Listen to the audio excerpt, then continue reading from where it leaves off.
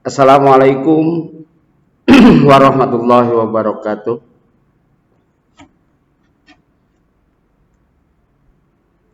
Selamat pagi anak-anak sekalian, siswa-siswi SMP Negeri 27 Kota Bekasi. Semoga sehat selalu dan dalam lindungan Allah Subhanahu wa taala. Anak-anakku, alhamdulillah pada hari ini Senin 11 Januari 2021 kita jumpa lagi dalam kegiatan pembelajaran atau KBM di semester genap atau semester 2. KBM di semester 2 atau semester genap, suasana keadaan kita masih dalam mengikuti protokol kesehatan melalui melakukan 3M, memakai masker, menjaga jarak, dan mencuci tangan. Karena masih dalam suasana COVID-19. Berdasarkan surat edaran pemerintah Kota Bekasi, kita belum bisa belajar dengan tatap muka. Menunggu situasi kondisi aman dari virus COVID-19. Berarti di semester 2 kita masih belajar menggunakan sistem daring atau PJJ melalui atau menggunakan video pembelajaran. Namun demikian, Bapak berharap kepada anak-anak semua tetap semangat belajar dengan sungguh-sungguh. PJJ di semester genap ini menggunakan jadwal seperti tatap muka biasa yang dilakukan pada KBM sebelumnya. Tentunya di semester 2 dalam kegiatan PJJ ini agak sedikit berbeda kaitannya dengan jadwal pelajaran yang memang setiap hari masing-masing rata-rata 3 mata pelajaran yang harus diikuti oleh anak-anak sekalian, bisa dilihat sesuai dengan jadwal masing-masing. Tetapi Bapak tetap berharap anak-anak tetap semangat dan mengerjakan tugas dari guru mata pelajaran dengan baik, dengan sungguh-sungguh, apalagi khususnya kelas 9, persiapan untuk menghadapi ujian.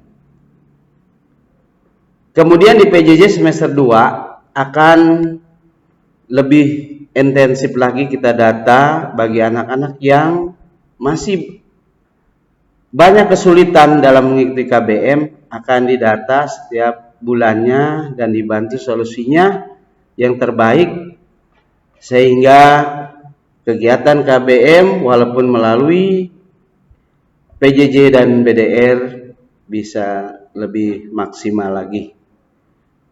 Mudah-mudahan juga anak-anak dapat mengikuti pelajaran dengan penuh semangat.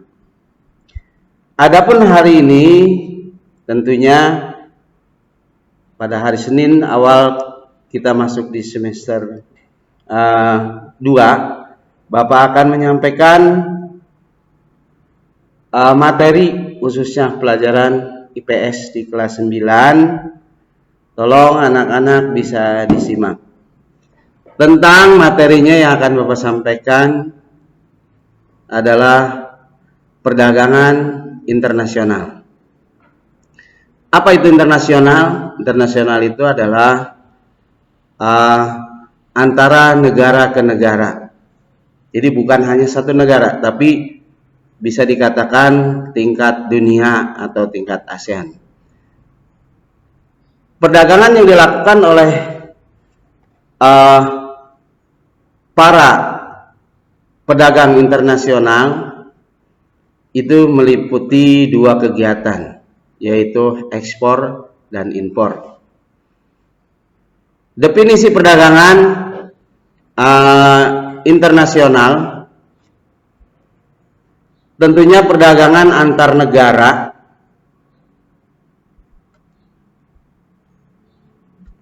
perdagangan antar negara atau antar dua negara yang saling menguntungkan dan mencakup tadi yang Bapak katakan kegiatan impor dan ekspor.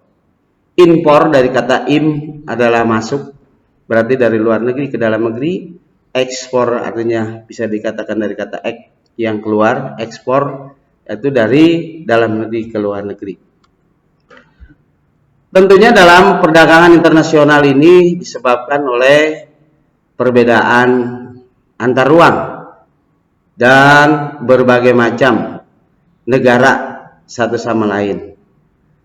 Tentunya perdagangan internasional ini mempunyai beberapa faktor-faktor, di antaranya faktor-faktor pendorong dan faktor-faktor penghambat. Faktor pendorong terjadinya perdagangan internasional di antaranya ada 4 poin, yaitu SDA, sumber daya alam, kemudian juga selera, masing-masing negara punya selera dalam memproduksi barang dan jasa. Yang ketiga, penghematan biaya atau produksi secara efisiensi. Yang keempat adalah tingkat teknologi. Faktor-faktor pendorong lainnya perdagangan internasional diantaranya ada 3. Satu, untuk memenuhi kebutuhan barang dan jasa dalam negeri, keinginan memperoleh keuntungan dan meningkatkan pendapatan negara. Dan yang ketiga, adanya perbedaan kemampuan penguasaan ilmu pengetahuan dan teknologi dalam mengolah sumber daya ekonomi, atau bisa dikenal iptek. Dan juga faktor pendorong yang lainnya, diantaranya adanya kelebihan produk dalam negeri sehingga perlu pasar baru untuk menjual produk tersebut. Dan juga keinginan membuka kerjasama hubungan politik dan dukungan dari negara lain. Dan selanjutnya yang ketiga bisa terjadi karena di era globalisasi sehingga tidak satu negara pun di dunia ini dapat hidup sendiri. Berarti saling membutuhkan satu sama lain. Selain faktor pendorong, tentunya banyak sekali manfaat perdagangan internasional untuk negara. Contohnya negara Indonesia. Apa manfaatnya? Memperoleh devisa negara, memperluas kesempatan kerja, menstabilkan harga-harga, dan meningkatkan kualitas konsumsi, dan memperoleh dan mempercepat alih teknologi. Menurut salah satu para ahli, Sudono Sukirno, memperoleh barang yang tidak dapat diproduksi di negara sendiri. Juga perdagang itu memperoleh keuntungan dari spesialisasi dan juga memperluas pasar dan menambah keuntungan. Dan juga sekaligus dengan perdagangan internasional itu bisa mentransfer teknologi modern. Dan juga didukung oleh teori keunggulan perdagangan internasional, teori keunggulan mutlak absolut yang dibuat oleh atau dicetuskan oleh Adam Smith. Adam Smith. Suatu negara dikatakan memiliki keunggulan mutlak apabila negara tersebut mampu memproduksi lebih banyak barang dari negara lain dengan menggunakan sumber daya produksi yang sama. Dengan keunggulan itu mereka akan memperoleh keuntungan dalam perdagangan internasional. Dan juga ada teori keunggulan kooperatif. David Ricardo, beliau mengatakan teori keunggulan ekonomi yaitu suatu negara dapat melakukan perdagangan internasional meskipun tidak memiliki keunggulan mutlak, yakni dengan berspesialisasi pada barang yang memiliki kekurangan yang kecil dibandingkan dengan produksi barang lain. Tentunya pengertian dari keunggulan ekonomi ini bisa kalian bedakan, bisa kalian pahami dari pengertian perdagangan internasional.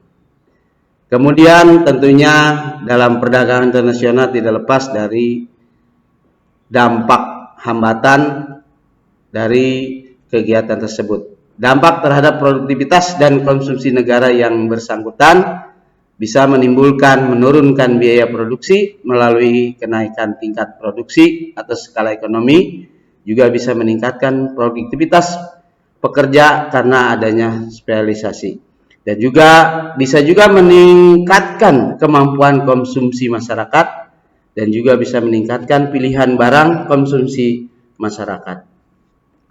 Wujud hubungan dengan antar negara yaitu berupa ekspor. Ekspor itu adalah hubungan dengan melalui penjualan barang yang dihasilkan di suatu negara ke negara lain.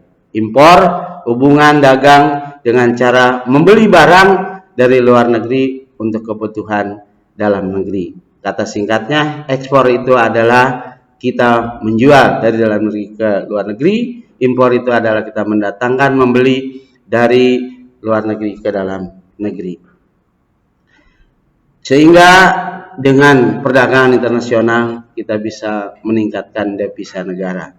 Apa itu devisa? Segala mata uang asing yang beredar dalam negeri suatu negara dan memiliki catatan khusus resmi di bank sentral.